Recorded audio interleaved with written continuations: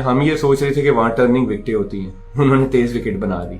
ফেসবুকে ভিডিও বার্তায় কথা বলতে গিয়ে মোহাম্মদ আমির প্রথমেই স্বীকার করে নেন নিজেরা যে বেকুব সেজে গেছেন সেই কথাটা।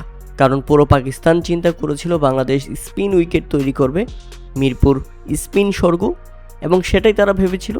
কিন্তু বাংলাদেশ পেস এবং বাউন্সি উইকেট তৈরি করেছে এবং শুরুতেই হোঁচট খেয়ে গেছে পাকিস্তান, সেটা স্বীকার করে নিয়েছেন মোহাম্মদ আমির।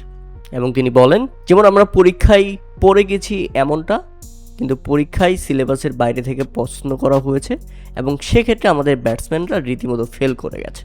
এরপর পাকিস্তান দলের বর্তমান অবস্থা নিয়ে তিনি ব্যাপক উদ্বেগ প্রকাশ করেছেন এবং তিনি বলেন, আমরা এখন বাংলাদেশের কাছেও হারছি, আমার ভয় হচ্ছে আমরা কি এরপর উগান্ডার সাথেও হেরে যাব, আমার ভয় হচ্ছে আমরা কি তবে সহযোগী দেশের মানে নেমে যাচ্ছি। এরপর সাবেক এই পাকিস্তানি তারকা পেসার দলের এমন শোচনীয় পরাজয়ের পর নিজ দেশের খেলোয়াড়দের রীতিমতো ধুয়ে দিয়েছেন। তিনি বলেন, আমাদেরকে দুম্বার মতো মেরেছে, যেই উইকেটে আমরা 114 রান করতে হিমশিম খেয়েছি সেখানে বাংলাদেশ মাত্র 10-12 ওভারের মধ্যেই রান তারা করে ফেলেছে, এটা হয় নাকি। পাকিস্তানের এত বড় হারের পেছনে সিনিয়র ক্রিকেটারদের দলে না থাকাকে দায়ী করেছেন মোহাম্মদ আমির।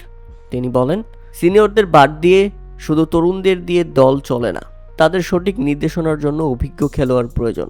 এদিকে পাকিস্তানের বিপক্ষে প্রথম ম্যাচেই 5 উইকেট নিয়েছেন বাংলাদেশের তরুণ পেসার নাহিদ রানা। নাহিদ রানার প্রশংসা করতেও ভুলেননি মোহাম্মদ আমির। তিনি বলেন, নাহিদ রানা ও মেহেদী মিরাজ চমৎকার বল করেছে, বিশেষ করে নাহিদ, সে নিয়মিত 140 কিলোমিটারের বেশি গতিতে বল করে। আমাদের ব্যাটাররা গতি দেখলেই ভয় পায়, যা আজকেও দেখা গেছে। বাংলাদেশ স্মার্ট ক্রিকেট খেলেছে, আমরা ভেবেছিলাম টার্নিং উইকেট হবে, কিন্তু তারা প্যাস উইকেট বানিয়েছে। উইকেটে বাউন্স ছিল, যা পাকিস্তানের জন্য আউট অফ সিলেবাস প্রশ্ন।